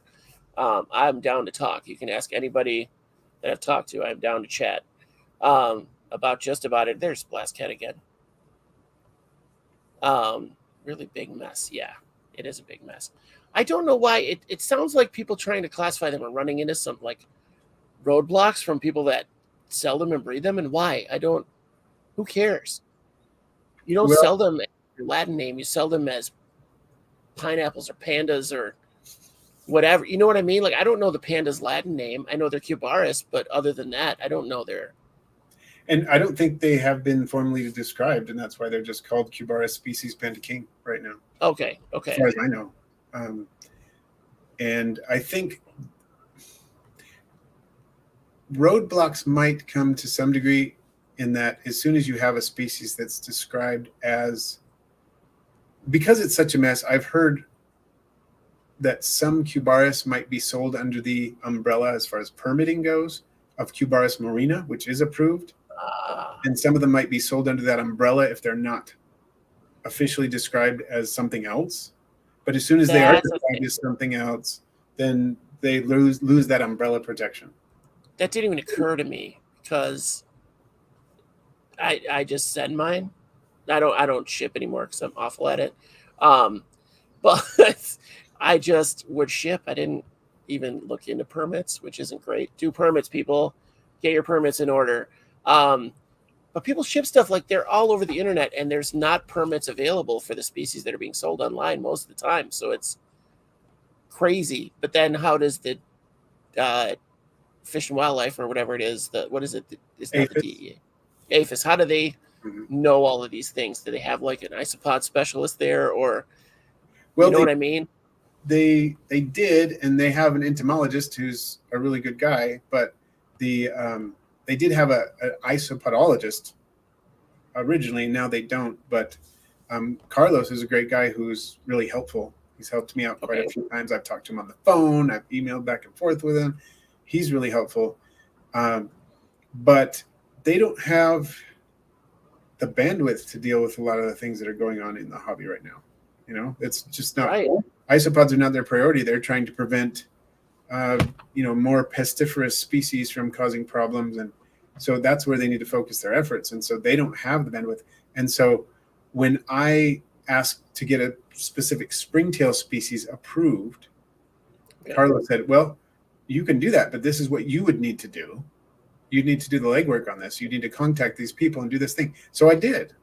And I said, okay, well, I'm going to contact these people. And I went to colembala.org and talked to several people about things, got some documentation of this species has been demonstrated to be collected in these different states in the U.S. And I found like 11 different states across the U.S. in temperate regions where it had been collected to show that it can and already has established itself in the U.S. And so APHIS is like, well, if it's already established, we don't really care if it gets established because it already has been. That's kind of the idea is that we can't stop it from established. So introducing it's not going to cause any harm because it's already been introduced. And so they originally had denied my permit. And because I did that research and sent it in, they said, okay, no, you're good. We'll approve it. I think that's cool that you can do the research yourself and send it in and get approved. Like that's an option because so many people in this hobby are doing their own research or conducting research on their own specimens, really, right? You're right. There's some citizen science going on, and that helps. And I think if we were able to, for example, I have no idea why Armadillidium maculatum, the zebra isopod, and Armadillidium klugi, like Montenegro and Dubrovnik and so on, they're approved. Gestroy isn't. Why? That's wild. I don't know. And I'm wondering why that is the case. I would think there may be some things we can look into as a hobby, especially people who really like Gestroy, figuring out if we can justify getting Gestroy approved, because why not? It's not qualitatively that different from Klugi or Maculatum. I doubt ecologically it would have any different impact than they would. I would love to get that one approved because, like we've been saying, it's one of my favorite isopods of all time. I would love to be able to ship it across state lines, and I can't, and I don't. I would love to breed 10,000 and let them loose in my yard and just have Destroy all over the neighborhood, right? And it's just fantastic, and I would love to be able to do that, but I can't. Right now, I sell my shows and locally and stuff. That's it. And if we could get them approved, I think that would be awesome. Now, I will say I know at least a dozen breeders who ship them across state lines. So, it hasn't been an issue, but I know what you're saying. I know people that have no permits that ship across state lines on a regular basis, and again, don't do that. You don't want to get your stuff busted, your customer stuff busted. Like, it's not good. Not a good practice. So Like, oh, go ahead. Go ahead. I just noticed that Ryan was saying that native species of springtails don't need permits at all, which is cool. That would be cool. I wasn't aware of that. Sorry, I got sidetracked for a second because I saw that. I got super excited. Keep going. Yeah, get your permits. For the fact that you want to be on the up and up and not have your specimen seized or your customer's collection seized or anything like that. I had a friend who got in a lot of trouble with turtles. A lot of trouble, and it cascaded. So, oh yeah, don't. Yeah, specifically the spotted turtles that are native to Illinois. Yeah. So he was just selling them in Illinois, and they were captive raised, but like he got them illegally. Obviously, nobody really has them legally. So that's another thing where they're the destroy of turtles, really. They have them at Brookfield Zoo. They have a pair that's been there for like 20 years, and they're amazing. Yeah, they're beautiful. And it's cool to see that a zoo has 2 of these turtles in like a 20-gallon tank. But that's enough for them. They seem they don't get very big. Yeah. No, they're about this big, and the one is at least 15 years old. Because it's been there. They've always had them there, but the pet trade decimated them in the wild. Because they're easy to find, because they're yellow markings. They're pretty. They have a lot of personality, and they're small, so they're really easy to keep. So how many just got taken out of the wild like crazy, and breeders can't keep up with it. So yeah, I don't know if there's like captive breeders out there for that. I haven't done any of the research, but yeah, my buddy, he was breeding them. And he got in some trouble. Somebody showed up to make a buy at his house, and then they knock on the door and they're like, "Hey, we're here for your turtles." He was like, so not good. But I don't think that would happen with your isopods, but most people that have isopods have tons of other stuff that may or may not be in the up and up. So don't lose your collection and get in some trouble because you didn't have your permits. Watching vinegaroons eat and burrow. Oh, we're on vinegaroons now. So yeah, at least try. And it sounds like we could, from what you're saying, it sounds like we could try and get these things done ourselves. At least to some degree. And there's some confusing things going on because there's some isopods that used to be approved that are no longer approved. Okay. Apparently Parakai you can't ship across state lines anymore, and you used to be able to. What? Yeah, and Armadillo officinalis is. I tried to get permitted for Armadillo officinalis, and I was denied because they were designated as an illegal isopod. Those were the words used. So wow, I have two. I have a morph. I have the Orange Crush and the regular, and both of my colonies are booming. That's the Iso Buddy is an officinalis. It's the only armadillo species. Is that right? Am I right to say that? It's the only one that I am aware of in the hobby. But then that means that's it. That's the only one, guys. Armadillo officinalis, not Armadillidium, because they have that drop off butt. That's what separates them. They're different, yeah, and they also have and then they've also got the stridulation, which is awesome. They do. I've heard it one time, and I had to get. It was when I had only about 2 dozen, and they were large, and I put them in my hand, and then I let them all come around again. If anybody has Armadillo officinalis, you know what I'm talking about. If you don't, they sit in their ball form for about 20 minutes. Like they are the shyest isopod species I have. So they sat there until they got comfortable enough to walk around a little bit, and then I blew on them, and they curl up in their ball, and you heard that little like rattle almost. And it scared me. I was expecting it, just like a hisser. Anytime I go to grab a hisser, it scares the crap out of me. I'm expecting it. I know what's going to happen. I know they can't hurt me, and it makes me jump every time. But I've only heard the stridulation the one time. So, but honestly, I don't really try to do it. So right, because you don't want to stress them out too much. But it's just fascinating that there are so many different adaptations out there among isopods. And at first glance, you might just think, it's a normal gray isopod, but then they're doing these totally different things, and they can live, almost a decade, as opposed to most other terrestrial isopods, which is kind of fascinating. The officinalis, I mean, I haven't marked them. I guess I could. I could mark a few of them and see what's up with that. That would be kind of cool. Put a little dot of like nail polish or something on the back and see. Well, they would just melt it off. They'd melt it off, yeah. Never mind. But, well, it'd just be interesting to see how long if you could figure out a way to document which ones were which. Without just having one, Yeah. all by himself. Although I think if there's a species that would be fine with that, it's officinalis. I think they'd be. Probably. Every time I lift the lid, do you have them or no?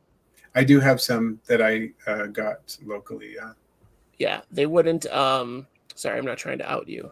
No. On live TV. Every time I lift the lid, you can almost hear them like snap shut. There's just balls in the bin. They just immediately go into ball form. Yeah, they do seem kind of. They do have a startle response that is multifaceted. Multifaceted? How so? In that they go from they immediately conglobate, and then they also have the stridulation going on. And they'll do that thing where they drop too. They'll stridulate when they drop? Well, they have the stridulation, they have that drop from the surface after they've been bothered, so it seems like they have several different defense mechanisms that a lot of other isopods don't bother with.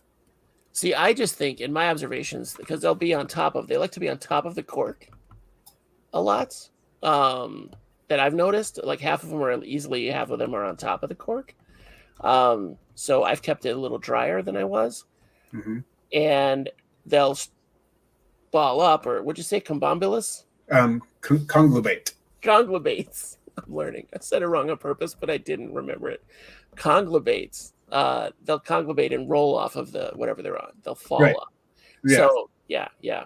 They're just they just take total advantage of the fact that they're an armored ball. And just, I'm out. I'll see ya. It does seem like a pretty effective defense mechanism if they're being moved to, roll off and not be in the immediate vicinity of whatever predator was rolling around and, knocking over their log. So makes sense. Right. That's the one thing that I hate about having isopods, because you get escapes. And now I find in the basement I have the isopod spiders. Oh yeah. I have a population down here. Mm-hmm. Yeah. And they are very harmless, but also extremely creepy spiders for some reason. They have some crazy chelicerae. They do. Yeah. Yeah. When they unfold, they're terrifying. And I've heard that they can, the bite is not exactly, it's not dangerous, of course. Heard it's very itchy. Oh, okay. All right. Well, I've never been close to bitten, but just they're gross. Like for spiders, I'm not usually grossed out by a spider, but something about them, like the fact that they're kind of slick, mm-hmm. I think really sets me up. They're kind of like, what is it? It's like cut out of stone almost, very smooth but sort of matte at the same time. Polished. Yeah. They definitely have that. And then if you get close, they're kind of like weirdly hairy. Mm-hmm. Yeah, not my favorite. I like their adaptation of those crazy fangs to get at the isopod. But and definitely something has to eat them, or we'd be 6 inches deep in isopods worldwide. Yeah. And it's interesting to come upon those in the wild while they're actually eating isopods. Like I've encountered some that are carrying isopods around, like a roly-poly conglobate, carrying them around. And I got some photos of it. It's bizarre. Like while they're eating them, or just waiting for them to calm down? It's somewhere in the process early on, so that the isopod is still entire and conglobated, and they've captured it and they're holding it in their chelicerae. They're just walking around. Yeah. Unreal. It's amazing that they've adapted to that. What do you think is the least known isopod in the hobby? Dwarf whites for sure, right? That's a great question. I don't even know, because it depends on what you mean known by least known, like how many people have heard of it, or how much we know about it. in terms of husbandry and so on. Yeah, that's hard to say. That's really hard to say. It did say in the hobby. He does say in the hobby. Right. Some of the new spiky ones are probably not very well known because they're still trying to crack the code on husbandry and breeding. Yeah. I want to say one of the ones is the Hilaria brevicornis. Like that's because nobody keeps them. Because you never see them. They're expensive. You never see them. Few people breeding them fairly successfully. I know Smugbug's breeding them. Yeah, so is Isopod Chick, but you'd never. I don't know anyone personally that owns them. Yeah, I don't either. I don't. And I've had people be like, "What? What are you talking about?" And it's like, no, man, they're like the size of a dime. Like they're big. They're big. Yeah, I think actually I do know one person who keeps them personally. Well, no, I know a couple people who keep them, but not very many. And they do seem they're weird in how they breed. And it's possible. I think it was Invertebrate Dude was saying that a lot of times they will die in captivity after they reproduce. They'll give birth once and then die. But he was thinking they might just need a diapause based on where they live in the Mediterranean climate they're at. They might just need a winter cooling period and then they'd be okay and would breed again. So that might be something to look into. I'm trying to literally talk to the kids who are into. I call them kids. There's a lot of teenagers that I know now from the ant hobby. Mm-hmm. If you want to meet teenagers that know more than you, start talking about ants. Yeah. So I'm trying to I have 3 of them now involved in isopods because these kids are all, not only do they collect the ants and colonies or queens, they collect specimens that they bring out specimen jars and collect specimens. And then they mount them. They take the micro photographs of them, send them to actual entomologists, and then saves them for their own collections. So they're getting things. Each of them at least has discoveries that, the species are already a species, but they weren't known in this area or this particular field or whatever. It's not anything crazy, but if I could put that energy, that harness their energy as a group and put it into isopods, holy cow, we'd have this whole thing cracked in about 6 weeks. Oh yeah. There's something about people in the myrmecologists, I guess, and amateur myrmecologists. Just they really have a lot of passion for it, and they're into that aspect of it. I think a lot of people in the isopod hobby are they're either into collecting or breeding more than they are into that aspect of it. Yeah. And so maybe, and not that everybody, we have people who are in the hobby who are interested in that, but we need more of that energy, definitely. Or just like a dedicated group, maybe, that's their thing. That's their jam. That's not my jam necessarily. I'm interested to know the results, but I don't want to do that work. Yeah. What's the Stera cocada? That is, I think there might be a missing R in there. I'm not certain in the second word, but that is the woodlouse spider. At least one of the species. Okay. That's the genus, and that's one of the common species. I think that's the most common species we find in the U.S. Okay, sorry. Introduced from Europe, I believe, but I can find it in my backyard. Frank went to talking about, they're here too. So the orange, they're that weird sickly orange. Sorry, Frank was talking about the least known species in the hobby, I think, and then that response, I was like, is that a isopod? Because we didn't cover that at all. Yeah. Oh yeah, so right, yeah, it does have an R in there. Okay. Crocata. I think we covered most of them. Yeah, the isopods. Probably still some. I can see a couple on my list we haven't talked about, but we've certainly kind of abraded the surface to a good degree. It's just gonna be like 4 episodes. What did we miss? What have you got real quick that we missed? What did we miss? We haven't talked about Atlantosha. Because I don't know what that is. That's the Florida fast genus. Oh, okay. Then I guess I do know what it is. I just have never kept them. Yeah, Atlantosha floridana, super fast isopods, and great for like fairly moist bioactives. And a lot of people I know have them for bioactives. Yeah. And they're approved, which is nice. So they can ship from across state lines. They're fast breeders. They're um, they're one of the best options if you have a moist vivarium. So that's Okay. Hence the Florida. Mm-hmm. What else did we miss? Let's see. Anything else on my list that I keep that we haven't talked about? I think we've covered all the genera, not necessarily all the species by any means, but I think we've talked about all the genera at least that I have now. So Okay, good. Except for the Devil's Rice was briefly mentioned. I still have them in bins that I didn't realize I had. I mean, I'll have them forever. Once you have them, there's no going. Like that's it. You have them. Yeah, I've got them in some of my vivariums. I think I've managed to keep them out of all of my isopod bins for years now. Once I finally figured out what was going on, but they're still in some of my vivariums. Well, I just recently heard that they're detrimental to your. If they do get in your isopod bins, they're bad. Oh, yeah, they can be. They can be, yes. Depending on the species. Some species will outcompete dwarf whites, but many species will be outcompeted by dwarf whites, which is why I don't really like to work with them. And they breed so fast, it's just ridiculous. So, yeah, they're going to use up all those resources that they would need, that the isopods would need. I think that's all I have. I know we're running late today. I apologize. I guess we are. It's been fun. Yeah, I could go another hour because I wanted to ask you, like, you live near Salt Lake. Like, are there isopods that are around the Salt Lake? Because I know we've talked about them eating salt before.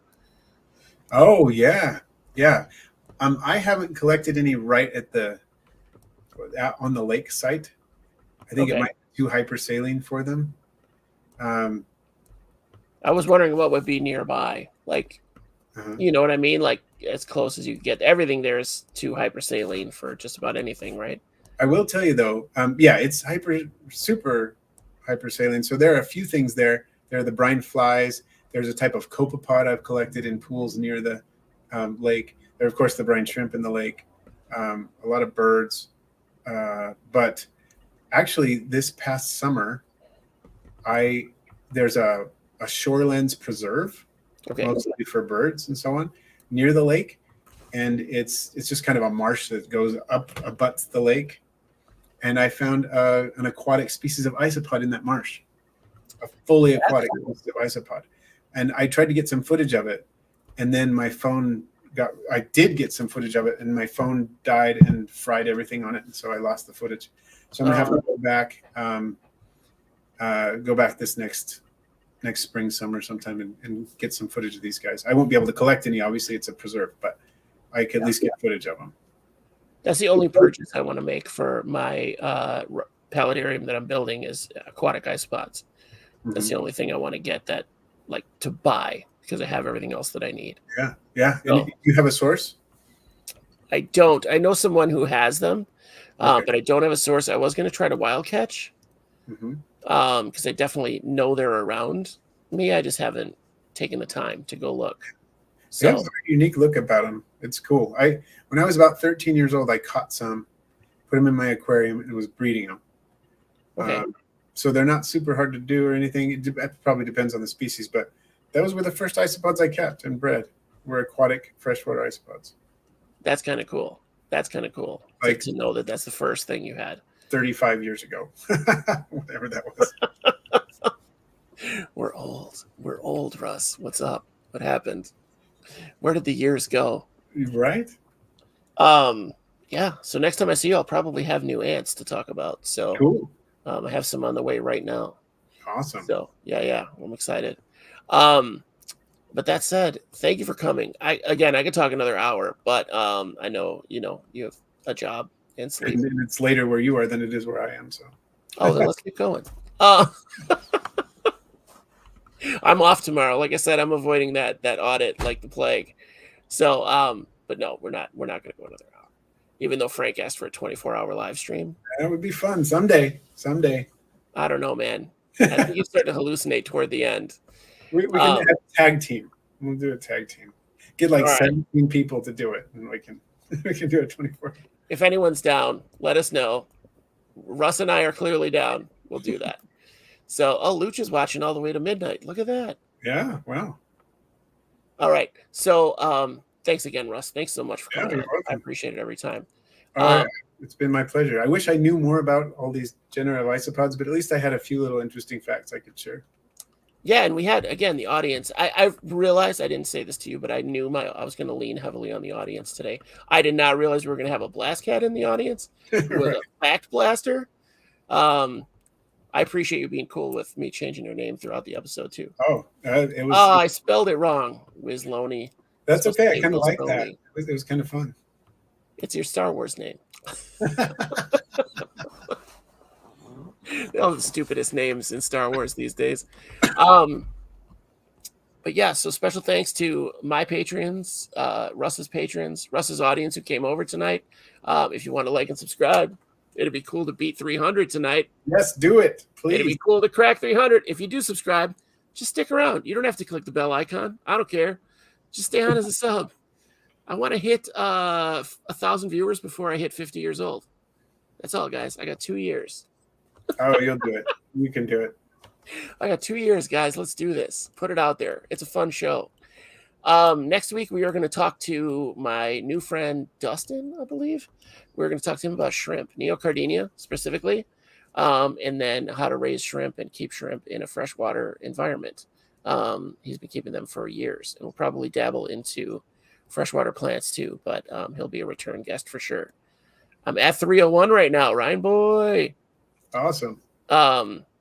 See this comment before the stream ends. You hit 300. I was at 300 when we started, dude. Yeah,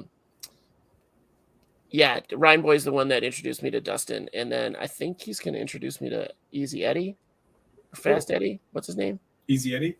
Easy Eddie, yeah. So I love that you mentioned him by name today because that makes it more exciting even to talk to him. So, yeah, thanks to everyone. Thanks to viewers, patrons. You guys can find me on Instagram now. Russ couldn't find me, so that is good. That means that my employers can't find me either. So it's the Boo Bagger. I believe it's the Boo Bagger. It's got a Howard the Duck photo, so go check that out. If you don't already. And ISO Buddies on Facebook is a great group where people are chatting, and I chat there when I'm not in Facebook jail. So, which isn't often, but, but I'm working on it. Guys, have a great night. Thanks for coming. Russ, we'll talk to you later or afterwards if you want to stick around for a minute. That's fine. I'll hang out for a minute. Yeah. All right, cool. Audience folks, thanks for putting up with Salacious Crumb. He's been a real jerk. But have a great night. We'll see you next week. Okay? Like, subscribe.